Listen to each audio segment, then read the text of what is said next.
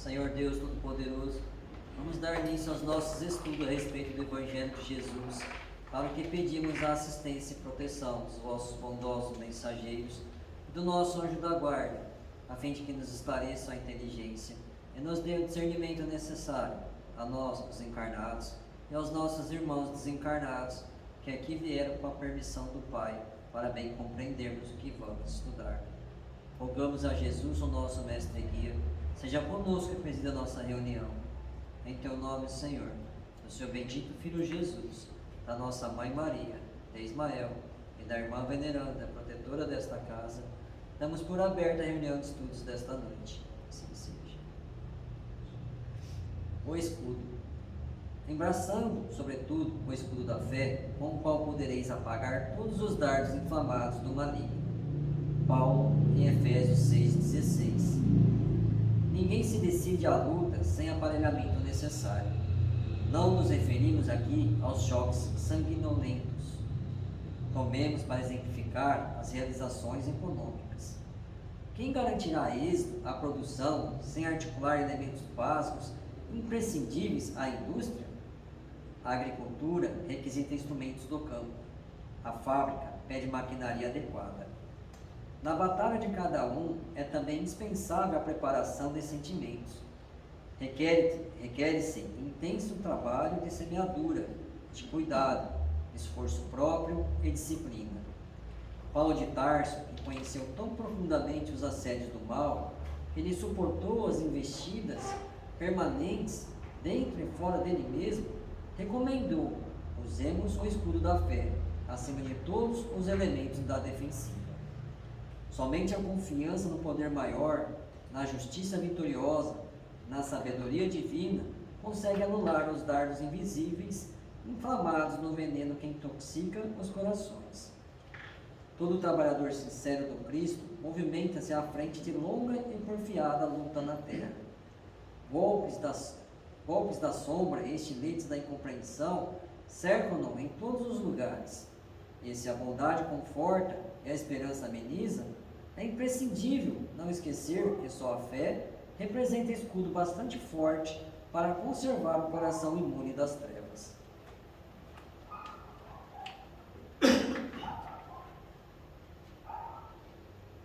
Pai nosso que estais nos céus, santificado seja o vosso nome, Senhor. Que venha a nós o vosso reino, que seja feita a vossa vontade, assim na terra como nos céus. O pão nosso de cada dia nos dai hoje, Senhor. Perdoai as nossas ofensas, assim como nós perdoamos aos que nos têm ofendido. E não nos deixeis que entremos em tentações, e livrai-nos, Pai, de todo o mal, porque teu é o reino, o poder e a glória para sempre. Espíritos esclarecidos e benevolentes, bondosos mensageiros de Deus, que tendes por missão assistir aos homens e conduzi-los pelo bom caminho, sustentai-me nas provas desta vida. Dai-me força para suportá-las sem murmurar. Afastai de mim os maus pensamentos e fazei que eu não dê entrada a nenhum espírito que tentasse iludir-me e conduzir-me no caminho do mal. Esclarecei minha consciência com relação aos meus defeitos e tirai-me de sobre os olhos o véu do orgulho, capaz de impedir de os perceber e confessá-los a mim mesmo. A ti, sobretudo, bondoso anjo da guarda, que mais particularmente velais por mim, e a todos vós, espíritos protetores que por mim vos interessais, fazei que me torne digno da vossa proteção. Conheceis as minhas necessidades, que elas sejam atendidas segundo a vontade de Deus. Que a paz que irradia do coração de Jesus e que abrange toda a terra, possa ser assimilada por todos os corações aqui presentes, tanto encarnados quanto os desencarnados, para que de posse dessa paz possamos compreender as leis que regem o mundo espiritual e ter a sabedoria de praticá-las em nossa vida diária. E em nome do nosso Mestre amado Jesus, da irmã veneranda, protetora dessa casa, da equipe espiritual que nos assiste, dos nossos anjos guardiões, solicitamos que a água aqui exposta seja fluidificada em nosso benefício. Que assim seja, damos graças a Deus.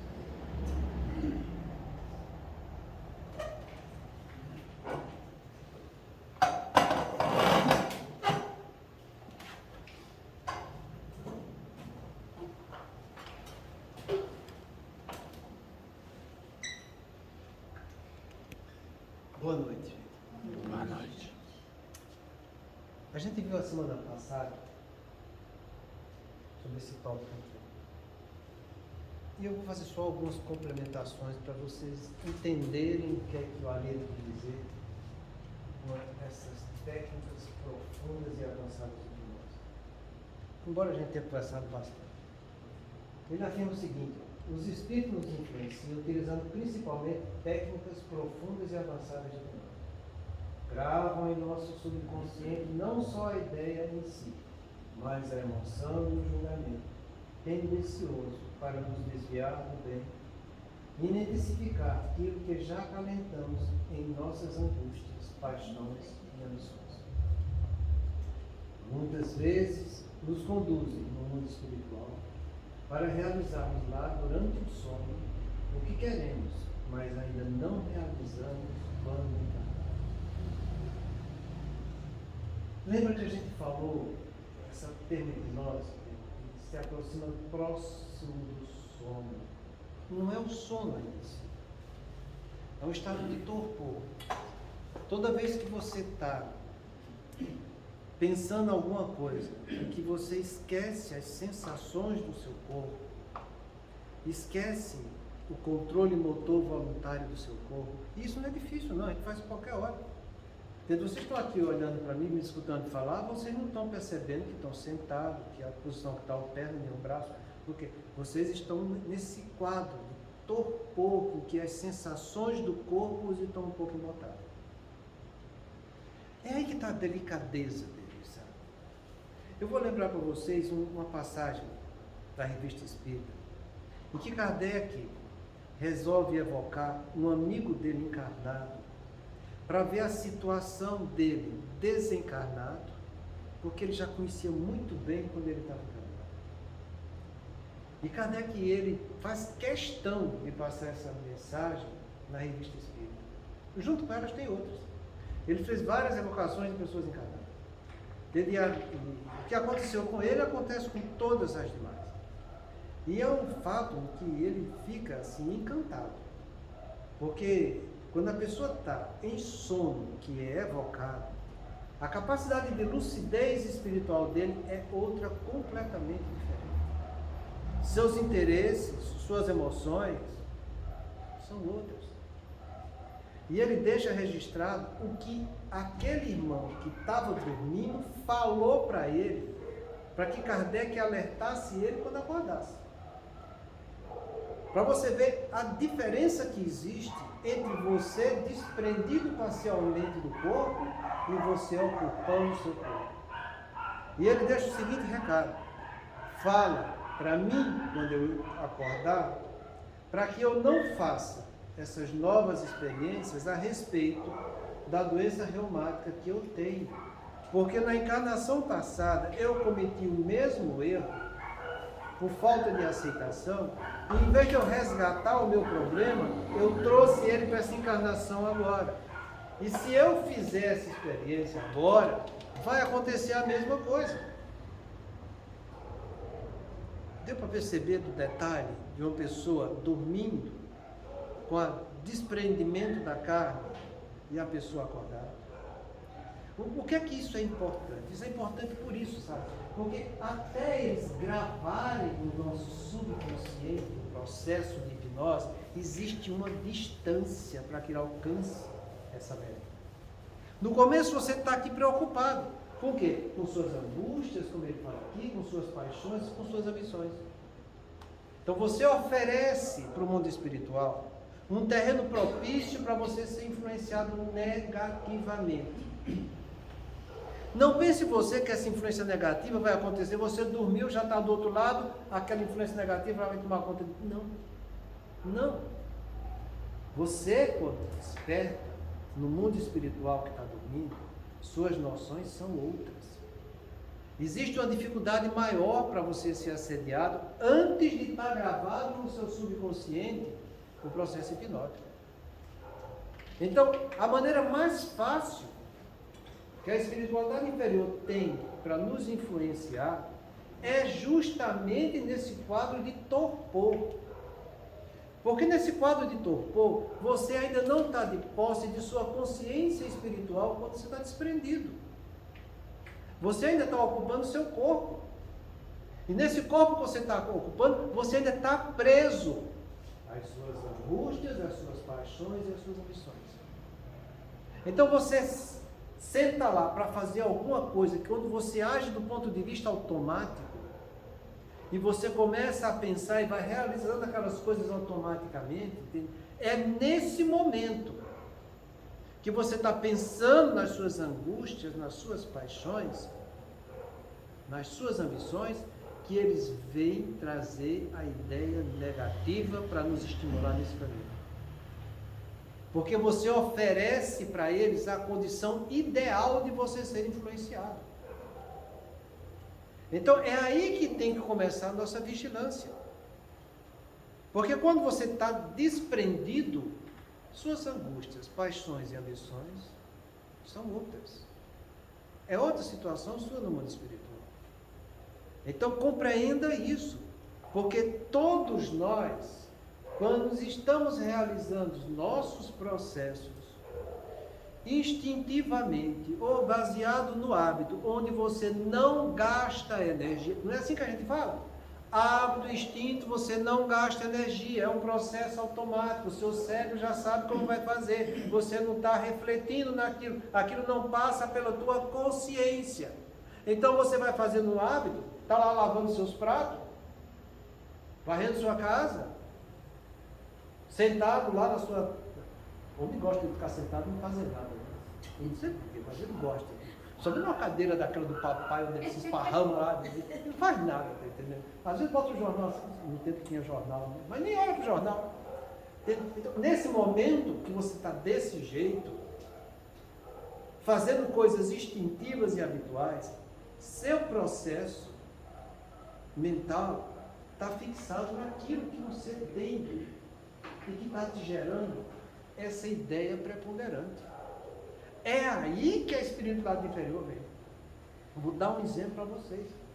Como é interessante isso. E já falei isso várias vezes, isso e falo de novo, porque o exemplo é riquíssimo. É no caso do livro Sexo e Destino, de André Luiz, quando está lá o Cláudio, sentado no domingo, de pijama, tomou seu banho, está lá lendo o jornal. Lendo o jornal, sabe Deus, como eu estou falando, como faz desse jeito, né? Está lá, aquele processo habitual. Aí entra o Moreira com seu colega, que são os obsessores, e diz, eu estou com sede. E ainda coça a garganta dele. É verdade, está lá descrito no livro. Ainda vai lá dar uma coçada na garganta dele, jogando fluido lá. Eu estou com sede, para que você sinta a sede. Porque o que está indo para ele não é a ideia. Quando ele faz o dedinho lá, está indo a emoção de beber. É aí que Cláudio percebe. Ele sente a sede, está lá escrito no livro, ele sente a sede com a sede da vontade de beber. Ele não captou a ideia que chegou para ele, olha, eu estou com sede, é para você beber. Não. Ele projetou a ideia com caráter emocional, entende? Na garganta, para que ele sentisse a falta do álcool. Então é nesse momento que a pessoa se torna mais acessível para as suas ambições, para as suas paixões, como é o álcool, entende? Para as suas angústias. Você ofereceu terreno, aí ele vem. E com isso o Cláudio sente a sede, vai lá e toma uma. E quando toma uma, a justaposição dos dois perispíritos que estão enroscados em volta daquele corpo é tamanha que André Luiz não consegue separar um do outro. E à medida que Cláudio está sentindo o efeito do álcool, Moreira também sente. Então o álcool penetra no corpo do Cláudio. mas os eflúvios do teor alcoólico é compartilhado pelos dois. E com isso, depois, o colega do Moreira diz, poxa, mas eu também estou com sede. E vai lá e repete o mesmo processo, catucando a gargantinha do Cláudio. Eu ainda estou com sede, eu ainda estou com sede, vamos beber outro. E assim a pessoa vai sendo influenciada. Serve para tudo. No caso do Cláudio aqui, a paixão dele era o álcool. Ele gostava de beber. Entende? Você quando gosta de fazer coisa errada, no zap, fazendo coisa equivocada, é a mesma coisa. Você quando está lá vendo seu filme pornô, é a mesma entidade que chega, que gosta de pornografia, de sugar seus fluidos sexuais desvirtuados, que chega, eu estou com vontade, pensa naquilo. E vai dizendo, e vai estimulando, e vai tocando nossos centros de força que está envolvido com aquela sensação. E você sente a emoção, aí vem a tesão pelaquela depravação sexual. E com isso você se entrega, começa a assistir. Daqui a pouco está se masturbando. E o prazer daquele sexo desvirtuado está sendo compartilhado pelos dois. Vale para qualquer coisa que esteja envolvido a angústia, a paixão e a ambição. É a mesma coisa. Entende? No caso do Luiz, que tinha vontade de ter dinheiro, a mesma coisa, o obsessor vai projetando ideia em cima dele. É assim que a coisa acontece, até gravar no subconsciente. Porque depois que gravou no seu subconsciente, acabou. O processo está feito. É como o Givaldo costuma falar, e o Filomeno fala também. Depois que implanta o chip mental, você já viu os livros do Givaldo falando isso? Depois que implanta o chip mental, quer dizer, está gravado no subconsciente, ele pode estar em outro país, no outro mundo, no outro universo. Ele pensou, aconteceu. Pode estar longe, a coisa acontece. É muito interessante isso, sabe? Você pega os livros Tormentos da Obsessão, em que o Inácio está trabalhando junto com o Eurípides Bassanufo, em que ele traz uma entidade que conseguiu ser conduzida por uma prece intercessória para tratamento. E ele chega lá no Hospital Esperança. E ele está no Hospital Esperança e está com esse chip lá gravado no subconsciente dele. O que é que acontece? A Modéstia, que é a médica que trabalha com o Inácio, concentra. Pelo chip que está implantado, ela traz a entidade que hipnotizava ele. O processo se inverte.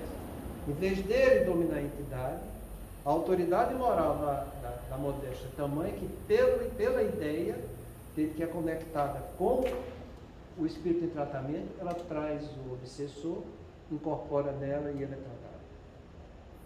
Depois é feita a cirurgia para tirar o implante do subconsciente da entidade. É uma neurocirurgia no mundo espiritual. Então, a gente precisa ler essas coisas para entender como se processa.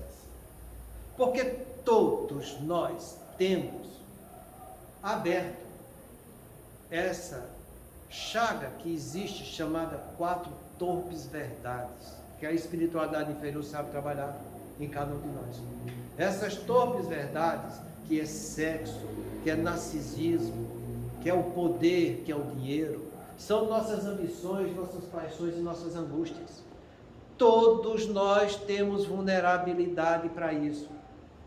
Uns mais, outros menos, em determinado setor dessas 4 torpes verdades. E às vezes eu fico me perguntando, o que é que eu estou fazendo com as minhas, hein? A gente tem que pensar nisso. Porque se você não pensa para vigiar, como Jesus pediu para que a gente vigiasse, você cai. Você cai. Entende? Porque a coisa ela é muito circunstancial. Às vezes você está num estado bom, de ânimo, de humor, bem equilibrado, ótimo. Você vai estar sempre assim? No livro Ação e Reação de André Luiz, o ministro Sanzio fala de um caso interessante, que eu já falei para vocês, mas eu conto de novo, que é uma coisa que ele define como reflexo circunstancial da vida. Quando você cometeu seus erros nas encarnações anteriores, se você cometeu o erro, no caso desse exemplo, com 40 anos, nessa próxima encarnação, quando chegar aos mesmos 40 anos, pelo reflexo circunstancial de vida onde você cometeu o erro, você vai ser tentado na mesma prova, na mesma expiação. Você pode estar bem agora, mas você sabe onde está a sua expiação principal nessa encarnação? Ninguém sabe. Ninguém tem consciência disso. Se vai ser com 40, 50, 60, 70. O Botelho, no livro Memórias do Suicídio, foi faltando 2 meses para ele desencarnar, tinha 70 e poucos anos. E ele caiu. Foi a encarnação toda que foi equivocada e que sabe Deus quantos anos ele vai ter que passar para resgatar isso tudo. Então, quando São Luís fala que até no último suspiro de um encarnado você pode se reconciliar no caminho do bem, é um fato, mas você pode se agravar também no caminho do mal, porque a moeda tem 2 lados. Então entenda que essa nossa atitude mental de tentar manter sempre um padrão equilibrado, ela nasce e se desenvolve no vigiar e orar que Jesus falou para a gente. Jesus falou que era para você vigiar e orar com 5 anos, com 10, com 15, 20, nunca. O tempo inteiro. É o tempo inteiro. Então que a gente fique vigiando e orando, porque nesses momentos em que a gente vai estar sendo mais vacilante nas nossas provas e expiações, que é onde vão surgir nossas angústias de encarnações passadas. Vão surgir nossas paixões também de encarnações passadas. Vão surgir também as nossas ambições. Para você ter uma noção do que é uma emoção, a gente tem consciência cognitiva. A gente não tem consciência afetiva. São coisas diferentes. Quando ele fala esse reflexo circunstancial de vida que eu vou passar pela expiação e que vai eclodir naquela idade que eu me comprometi na encarnação passada, isso diz respeito às emoções conflitantes que você vai ter que passar. Para você ter uma noção do que é uma lembrança afetiva na sua vida, lembra quando começou a chegar a puberdade na sua vida? Lembra? Quais foram as emoções que você teve e os conflitos com relação ao seu corpo? Olha as faltas de aceitações que todos nós tivemos nessa época. Era o cabelo que não era do jeito que a gente queria, era o olho que não era aquele jeito daquele corpo. Sempre vivemos isso. E aquele que disser que não teve está mentindo. Ou então entrou em amnésia, para dizer que não está lembrando. Você sabe por que é que a gente tem isso? Porque quando vem esse novo corpo sendo formado, que está trazendo para mim emoções atuais, eu vou comparar com as memórias afetivas do corpo que eu tive antes e que me causou muito prazer e me causou também alguns descontentamentos. Então eu vou entrar em situação conflitante. Por que você não gosta dos seus olhos? Ele não vai saber por quê, mas a emoção é porque são olhos diferentes daqueles que ele tinha na encarnação anterior. É aí que está o que a gente chama de memória afetiva de encarnações passadas. Todos nós temos isso. E quando estão passando por provas e expiações na vida presente, essa memória afetiva está viva. Para que você, sentindo essa memória afetiva, onde você falhou, hoje com uma cognição melhor pela aprendizagem que teve, você tem uma conduta mais regrada no caminho do bem. É aí que eu vou me recompondo diante da lei de Deus. Tendo a afetividade equivocada do ontem, no caso de expiação, com capacidade cognitiva diferente no hoje, para que venha iluminar como eu devo fazer da maneira correta. Isso quem está dizendo não sou eu não. Vai lá nessa mesma explicação que o Sâncio dá para André Luiz. Porque ele fala da pessoa que se matou com 40 anos. Que ele vai sofrer muito no mundo espiritual. Mas que ele vai ser recolhido e vai ser tratado. Vai ser instruído, vai ser orientado, vai ser formado uma nova informação e aprendizagem com estudos em cima daquilo que ele falhou. Ele vai se preparar para uma nova encarnação. E ele faz a seguinte observação: se nessa nova encarnação ele não for atrás de aprender coisas novas para ser vivida no meio social, Provavelmente, quando chegar aos 40 anos novamente, nos reflexos circunstanciais de vida, ele irá cometer suicídio novamente. A nossa pedra de salvação, para que a gente vença nossas expiações, é você estudar coisas edificantes para viver em sua vida no meio social. Se você não estuda, e em consequência não vive, porque você não sabe, você não estudou, quando chegar as provas e expiações, principalmente as expiações, você vai se comprometer novamente.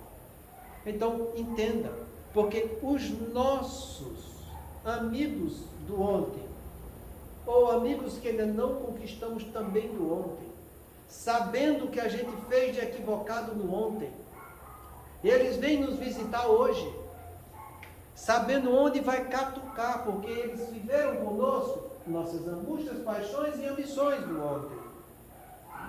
Eles sabem as nossas tendências que nós temos. Então, quando você entra nesse estado de torpor mental, em que o seu corpo, você não consegue perceber as sensações dele, e com isso, o seu córtex motor, como define André Luiz, está em silêncio, começa a chegar pensamentos intuitivos que vão te catucar nos gânglios basais, que é onde estão os reflexos circunstanciais da sua vida, onde você falhou no ontem. É onde está o instinto e os nossos hábitos, como André Luiz define no livro No Mundo Maior. Então eles vêm com as ideias, sabendo onde vai catucar. Vai projetando ideias, até que essas ideias tomem vulto, e você termina consolidando ela no seu subconsciente. E depois que você consolida, o encaixe está feito. É como diz o Divaldo e o Manuel Filomeno de Miranda, é o plug e a tomada.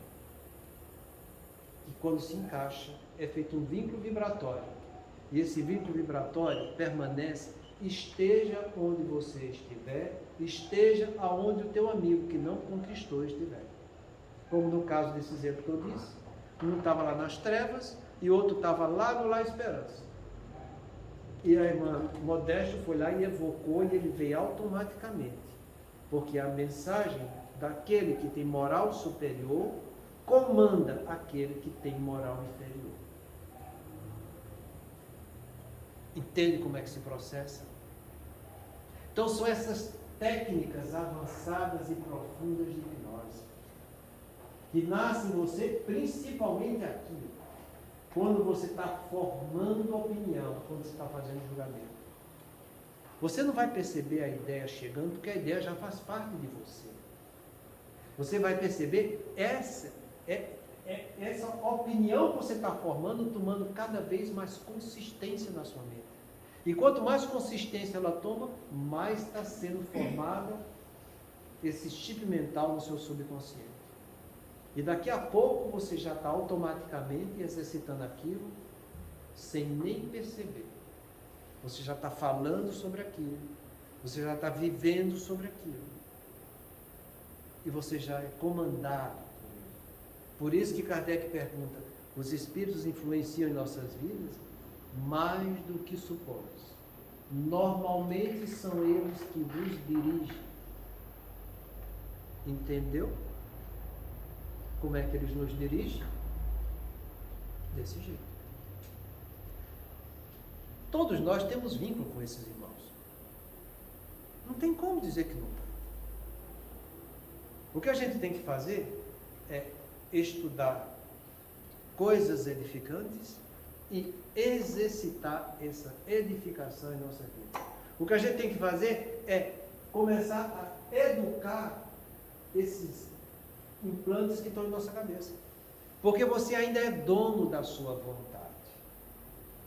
É diferente daquele que tem seu retardo mental, que não domina mais a vontade dele. Esse não pode fazer muita coisa. O que vai poder fazer no lugar dele é a família.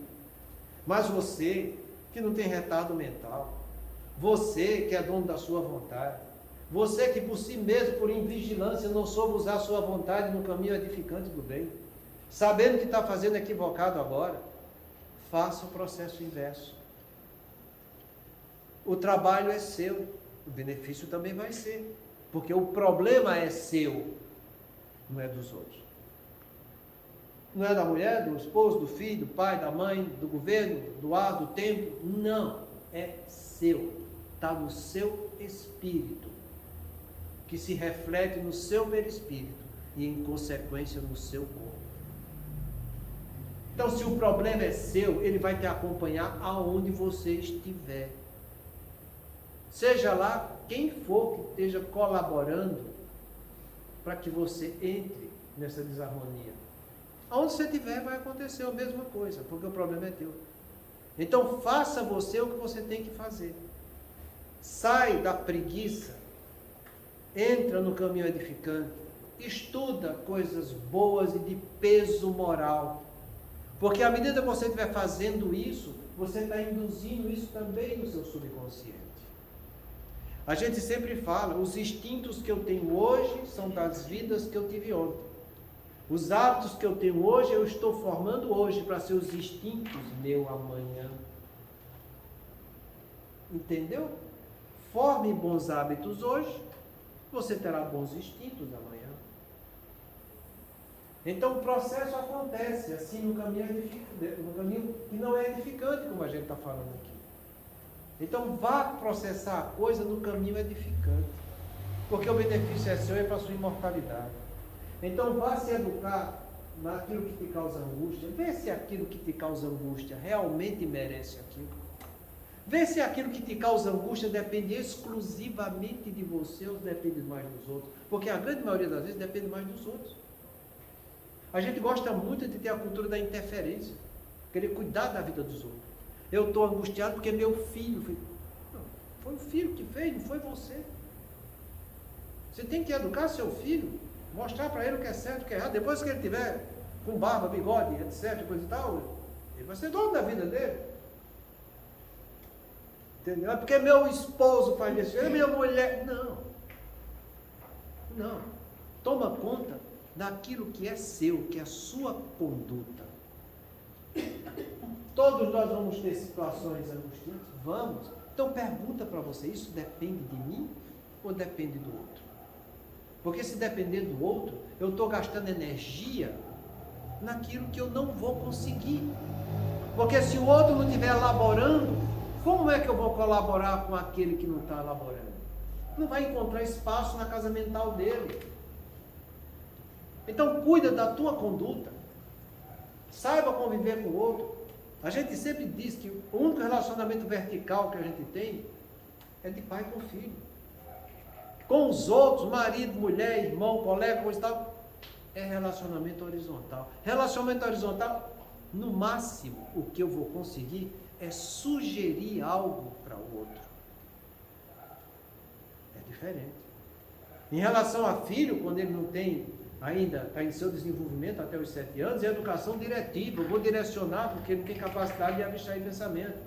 Depois que começou a fazer isso, eu vou direcionar menos e orientar mais em cima daquilo que ele está questionando, para que eu coloque ele no caminho do bem. Quando já está um adulto maduro, independente, tomando conta da sua vida, ganhando seu dinheiro, morando na sua casa, com a sua mulher, com os seus filhos, paciência, meu filho. Paciência. Você só vai orientar se ele quiser. Se ele não quiser, você vai no máximo sugerir. Quando sugerir, ele vai dizer não. Cuida da tua vida que eu já estou cuidando da minha. Então, segue. Você já cumpriu sua obrigação. Esteja sempre aberto para levar coisas boas para ele. Mas nem sempre essas coisas boas que a gente quer levar, eles vão aceitar. E nem por isso a gente vai morrer por causa disso. Senão você vai ficar sendo influenciado para que você gaste energia naquilo que não depende da tua conduta. Porque quando chegar o momento de você gastar energia com aquilo que depende da tua conduta, você não vai ter energia. Ah, mas eu não consigo mais fazer isso comigo. Não consegue porque você gastou energia onde não devia. E cérebro, energia do corpo, tem limite. Então compreenda isso. Saiba gastar com aquilo que depende de você. Porque aí você vai dar conta de levar a sua cruz. Se você gasta e não tem energia para levar a sua cruz, o problema é seu. Você quis interferir onde não era chamado. Então tenha cuidado. Porque senão o único prejudicado que vai ter é você. Deu para entender bem como é esse processo, essa técnica profunda que é feita com o nosso subconsciente? Que a coisa é um processo gradativo. silencioso, meticuloso, em que você não sente nem percebe o dedo do outro. Porque quando ele está metendo o dedo, ele está se encaixando com aquilo que já é teu. E a única coisa que você percebe é uma emoção maior naquilo que está te gerando angústia, paixão e ambição. Então você sente a coisa crescer, você sente a coisa se desenvolver dentro de você, porque a emoção toma conta de você. E a gente já estudou isso aqui, é do nosso sistema afetivo que nasce as nossas ideias e nossos julgamentos. E quando a gente fala nossos julgamentos, são nossos preconceitos. Porque a gente ainda não tem conceito, definições completas que a gente vive em nossa vida. Apenas conceitos. Já falei para vocês isso. Quando você faz uma prova na sua escola, o professor dá a matéria, faz a prova, você vai ter seu conceito, quer dizer, sua capacidade de aprendizagem naquilo que ele definiu para você. Nossos conceitos são sempre incompletos. E por serem incompletos, eles geram o que a gente chama de preconceito contra os outros, que a gente ainda não teve capacidade de absorver e de aprender. Então, muito cuidado com essa história de formar uma opinião. Muito cuidado com as emoções que você sente de um dia, uma hora para outra, como nosso amigo Cláudio, com o dedinho do Moreira coçando a garganta dele. Estou com sede. Saiba analisar aquilo que está chegando na tua casa mental. Você tem a capacidade de fazer discernimento, de saber o que é bom, o que é mal, o que é certo e o que não é certo. Se você resolve por si mesmo fazer o que não é certo, você já sabe que vai dar errado. Problema seu. A aprendizagem vai ser sua. Por isso, nosso anjo da guarda espera que nós tomemos as nossas condutas conscientes. Eles não vêm interferir na nossa vontade, nem no nosso livre-arbítrio. Eles vão sugerir o caminho do bem. Se você vai aceitar ou não, o mérito é seu, o demérito também. Se você escolhe fazer errado, e você fez isso deliberadamente, é porque você resolveu aprender com a escolha que você fez. Se vai doer ou não, você vai saber. A gente já viu que nós temos conquistas, êxitos e conquistas, aprendizados em nossa vida. Conquista êxito é quando estou passando por uma experiência e eu tomo a conduta correta diante daquilo e eu aprendo, porque eu fiz o que é certo. Conquista aprendizado é aquilo que eu faço de errado e eu vou aprender pelo erro, porque eu vou sofrer com o erro que eu cometi. E sofrendo, eu vou ser chamado à responsabilidade de mim mesmo de fazer algo melhor. Então eu aprendo, eu analiso o que é que fez com que eu caísse naquela atitude errada. Por que é que eu vacilei naquilo? Como que eu posso fazer para não errar novamente? E você vai aprendendo com o seu erro. Mas compreenda que o erro que você praticou, seja ele qual for, você teve a sugestão do seu anjo da guarda no caminho do bem, do belo e do bom. Você não fez porque você não quis. A sua escolha foi diferente. E como você escolheu, seu livre-arbítrio é respeitado. E a vida que segue, você vai colher os frutos daquilo que você resolveu fazer. Deu para entender melhor esse processo, para que a gente possa passar adiante? Tem alguma pergunta? Não. Doutor, Diga. aí você falou em sexo ou obsessão, né? Tem tudo a ver? Sexo desregrado já é obsessão. Não, não tem tudo a ver. Não tem nada a ver. Tem nada a ver. Sexo é um processo normal, que envolve toda a natureza. O sexo não envolve só o erotismo com o prazer humano. A força sexual, ela se estende no ser humano sobre 4 grandes vertentes. A primeira, através do corpo, com o prazer pelo erotismo. A segunda, através da reprodução, que é uma complementação que vem com o erotismo. A terceira, através da interação, que é a força sexual que acontece no mundo espiritual através da força magnética. Um doando energia para o outro. Depois vem a... que diz ritual, obviamente, o erotismo, a reprodução, a interação. Depois vem os circuitos que a gente chama de canalização. É a canalização que vai levar eu com os outros, de uma maneira geral, que são os meus amigos, que é o que a gente chama de canalização horizontal, e a canalização vertical, que é tudo aquilo que você cria que tem cunho na espiritualidade, no bem, no belo, no bom, que são as artes. Entende? Então, a sua força sexual, ela se divide nesses 4 vertentes. Se você tem uma delas bloqueada, você usando as outras, você tira aquela energia que está estagnada aqui e que te gera conflito, para que ela seja usada nas outras 3. Então, quando você tem um problema na força, no erotismo, seja lá qual for, entende? O homossexualismo, o travestismo, transexualidade, qualquer coisa desse tipo, entende? Ou mesmo as bissexualidades com suas depravações, entende? Ou você pode trabalhar na área da reprodução, você pode trabalhar na área da interação, resolvendo entrar em harmonia com seres que têm uma similaridade evolutiva junto contigo, e você pode usar isso na canalização, quando você trabalha em grupos de amizade, entende? Trabalhando, todo o trabalho que você faz é edificante do ponto de vista humano, você está usando a força sexual. Todo trabalho que você faz na escala das artes, da construção com inspiração no mundo espiritual, você está gastando força sexual. Michelangelo, Leonardo da Vinci, eles você pintar, sublimava a energia sexual da toda arte. aquilo, não.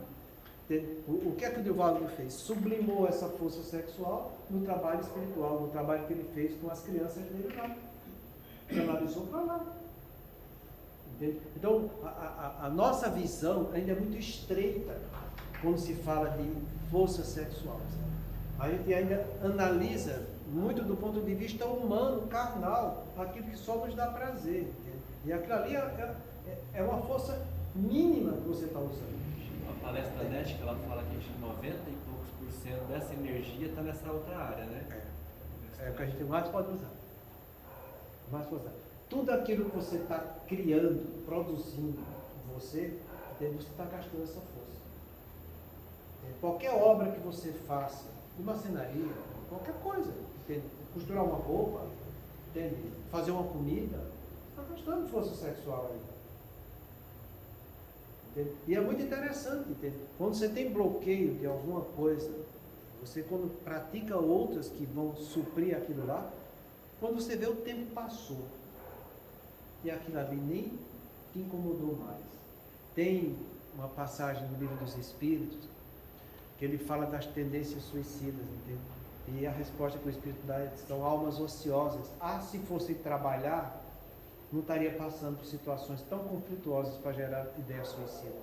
Então, o trabalho é uma grande força que a gente tem para vencer qualquer dificuldade da sua vida. Você está entrando na lei do trabalho, sendo útil com alguma coisa. Você está com algum conflito, você está passando por alguma situação de angústia, paixão, ambição, vai trabalhar. Vai ocupar sua mente com outra coisa. Vai fazer uma hora de esteira. Vai malhar o corpo. Aquela ideia se acaba. A gente sempre falou para vocês, as 2 grandes armas que a gente tem contra as influências negativas, e que Kardec usou, e que está no livro dos médios, e está na revista o tempo todo, chama de laborterapia e higiene. Laborterapia é qualquer trabalho que você esteja fazendo, que você está começando a botar sua mente naquilo que você está exercitando, então a força negativa não consegue penetrar. Vê se o obsessor vai ficar perto de você trabalhando. Tem um caso muito bonito, acho que é na revista Espírita, não sei se é no livro do médico, já me esqueci, mas acho que é na revista Espírita, em que chegou um médium ostensivo, com uma obsessão tão intensa que ele ficava escrevendo no dedo nas paredes, como querendo psicografar, para Kardec tratar. E Kardec tratou. O que é que seu pai faz? Trabalha na enxada. Então pega a enxada e começa. Então, no lugar de ficar com o dedo na parede, ele ficava na enxada. É sério, desse jeito está descrito lá. E com higiene. Higiene é um conjunto de regras e princípios que vai me trazer bem-estar físico, mental e espiritual. Higiene não é só lavar o corpo, estar desodorante, não. Ou escovar os dentes para tirar o bafo da boca. Não, não é isso não. Isso é uma parte da higiene. Isso está trazendo realmente regras, princípios com bem-estar físico. Mas quando eu faço mental, sentando para ler um livro, estudar, aprender alguma coisa de peso para me tornar uma pessoa, do ponto de vista moral, mais evoluída, e também do lado espiritual. São as três coisas que a higiene faz. Do lado espiritual, eu tenho uma religião, eu trabalhar a minha religação com Deus. Entendeu? É isso que a gente tem que fazer. É essa higiene que a gente tem que praticar. Se você trabalha, se você pratica higiene, tendo disciplina nisso aí, pode vir o que vier, você vai vencer suas dificuldades, você vai superar. Entendeu? Todo mundo faz isso, é o que Kardec fez. Entendeu? Vai fazer o quê? Vai fazer evangelho no lar. Isso não é higiene? Não está na parte religiosa? Fazer higiene quantas vezes? Todo dia. Você não quer que Jesus entre na sua casa todo dia? Você vai dizer, Jesus entra num dia, nos outros 6 dias é o obsessor que entra. Não faz sentido, né, gente? Ah, mas é difícil fazer evangelho no lar, a mulher não ajuda, o marido também não colabora. Faz sozinho. É você e seu anjo da guarda. Ué. E você faz em benefício de todos. Entendeu? Ele direciona a coisa. Todos os corações aqui encarnados e desencarnados, que acompanham fulano, ciclano, beltrano, que convive comigo, não já está convivendo com você? Não já faz parte do seu dia a dia? Então chama. Vamos fazer agora a coisa certa. Porque já faz parte. Ah, eu estou evocando. Não, você não está evocando. Você está educando. Evocando, você já evocou. Quando brigou com o marido, brigou com a mulher, ficou irritado com o filho. Quando fez coisa errada. Aí você já evocou. Você vai educar. Levando instrução para eles. E para você também. É assim que a gente vai se melhorar. Entendeu? Você não tem que ter medo de uma coisa que você está fazendo consciente, já que você faz inconsciente o dia inteiro com eles. Ah, quando eu estou tomando minhas pingas, é bom, minha cervejinha, relaxa. Relaxa, é uma beleza. Vai beber a tua cerveja. Vai. Vai ver o que é que se processa, como eu falei da experiência do Cláudio. Ah, mas aquilo é bom. É bom porque você é tão inferior quanto o outro. Você é tão ruim quanto ele. É isso que você quer, segue sua vida. Entendeu? Eu vou fazer na minha vida o que eu quero, porque aquilo ali depende da minha conduta. O outro vai fazer o que ele quiser. Ele não é convívio no mesmo tempo, não tem problema. Vamos trabalhar em benefício de todos. Jesus não pediu que era para que amássemos uns aos outros como ele nos amou. Ele excluiu alguém e ele disse, não, o marido não, ama os outros, nem a mulher, não. Tem que amar todos. Se você segue o caminho de Jesus, você vai ter Jesus do seu lado. Se você não segue, paciência. Então, ou você é ou não é, porque foi assim que Jesus falou. Entendeu? Aquele que não está comigo, está contra mim. Quem comigo não junta, espalha. 3 evangelhos tem isso aí. Se Jesus falou isso para gravar em 3 evangelhos, imagina quantas vezes ele não falou, hein? Jesus foi radical? Não, ele foi honesto. Ele falou que só existe 2 caminhos. Ninguém satisfaz a 2 senhores. Então que a gente saiba disso e coloque isso em prática. Que a gente pare de ficar no mais ou menos. Porque a gente é desse jeito. A gente adora viver no mais ou menos. Quando mais ou menos nos apetece, eu faço, mas não faço tanto. Eu faço dieta hoje, mas no domingo eu não faço. Entendeu? Eu faço isso, mas no domingo eu posso perder. Entendeu? Ah, mas é meu aniversário, eu posso fazer errado. Quer viver de mais ou menos? É isso que a gente está estudando. É isso que se chama obsessão sutil. Você nem é, nem deixa de ser. Você nem faz, nem deixa de fazer. Você está nessa modorna aí. Entende? Se iludindo e iludindo os outros. Para depois, quando ficar velho, sem energia, porque seu corpo está degradado, aí eles vêm e te subjugam. E te subjugam judiando. Olha para trás e vê que tu podia ter feito e você não fez. E agora? O que é que vai ser de você? Que você não pode voltar atrás. Aí vem as ideias que são torturantes. E toda vez que você diz que eu já não dou conta, eu já não sou capaz mesmo, eu já não tenho mais energia para isso, você está subjugado, porque sua vontade já não é mais ativa para vencer a dificuldade. Então, cuidado, porque isso fica gravado sempre no nosso subconsciente. Isso está nos julgamentos e opiniões que a gente está formando. São opiniões, julgamentos, são emoções que estão nos tirando do caminho do bem.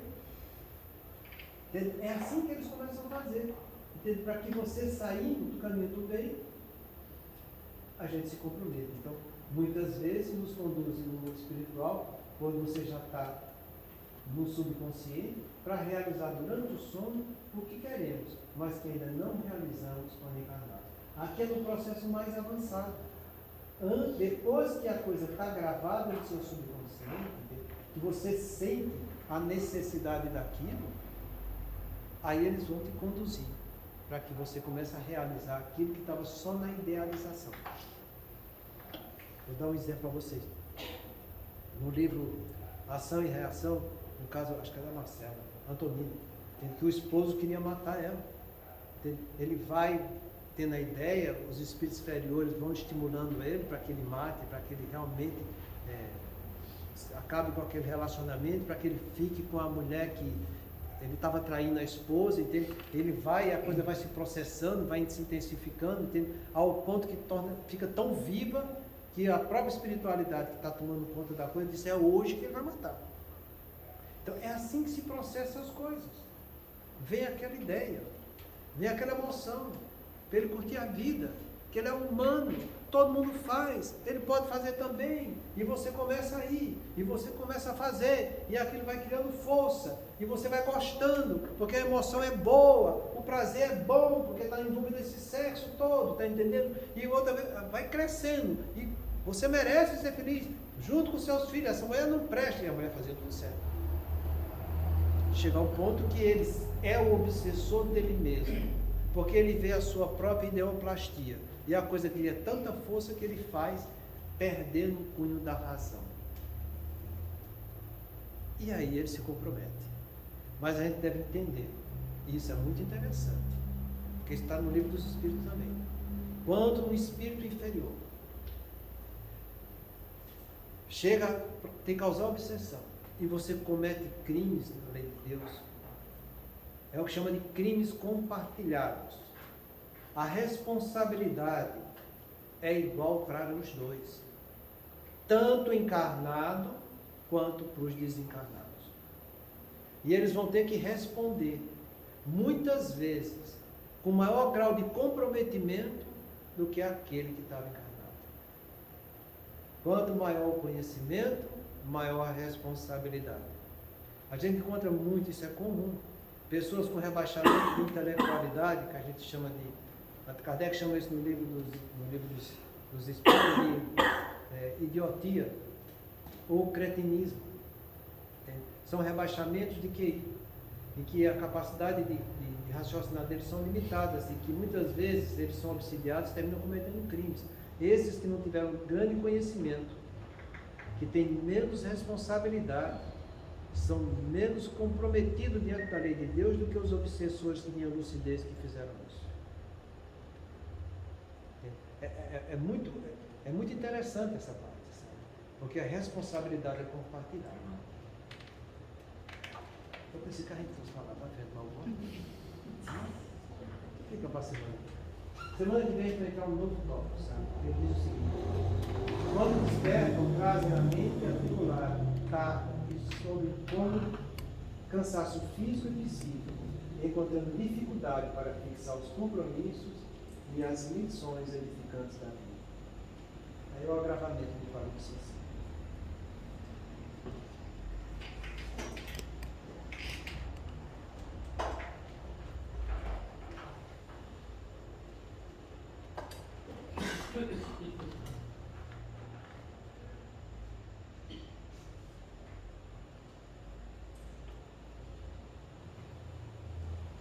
Façamos nossa prece. Insisto para que a gente direcione nossos pensamentos. Pare do confronto, da guerra que se amplia. e também para os nossos irmãos que padeceram sobre o terremoto, que já ceifou mais de 10 mil vidas. Então, para esses nossos irmãos, façamos nossa prece. Deus nosso Pai, que tens poder e bondade, dai força àquele que passa pela provação. Dai luz para aquele que procura a verdade. Põe no coração do homem a compaixão e a caridade. Deus, dai ao viajor a estrela guia, ao aflito a consolação, ao doente o repouso.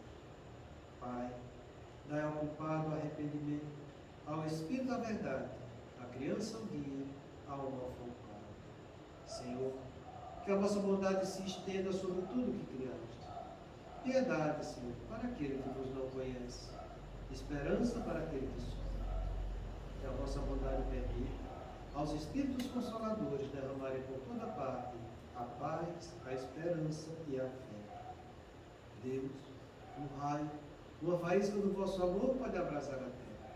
Deixai-nos beber nas fontes desta bondade fecunda e infinita, e todas as lágrimas secarão, todas as dores acalmar-se-ão, e um só coração, um só pensamento subirá até vós como um grito de reconhecimento e de amor. Como Moisés sobre a montanha, nós vos esperamos com os braços abertos, ó poder, ó bondade, ó beleza, ó perfeição, e queremos de algum modo alcançar a vossa misericórdia. Deus, dai-nos a força de ajudar o progresso a fim de subirmos até vós. Dai-nos a caridade pura, dai-nos a fé e a razão. Dai-nos a simplicidade que fará de nossas almas o espelho onde se refletirá a vossa imagem. O tempo não para. Se agora encontras o teu ontem, não ouvides que a tua ação de hoje será a luz ou a treva do teu amanhã. Senhor Pai, te agradecemos novamente a oportunidade de estarmos aqui, recebendo todos esses ensinamentos e esse aprendizado. Nos permite, Senhor, corrigir as nossas imperfeições e nos melhorarmos a cada dia. Que possamos, Senhor, ao estarmos aqui, ajudar também e auxiliar os nossos irmãos sofredores por toda a família, recebendo os frutos de luz e de força que aqui se encontram. Que possamos levar aos nossos lares toda essa paz e toda essa luz no convívio com os nossos familiares e do nosso convívio no dia a dia. Pai nosso, que estás no céu, santificado seja o vosso nome. Venha a nós o vosso reino, seja feita a vossa vontade, assim na terra como no céu. O pão nosso de cada dia nos dai hoje. Perdoa, Pai,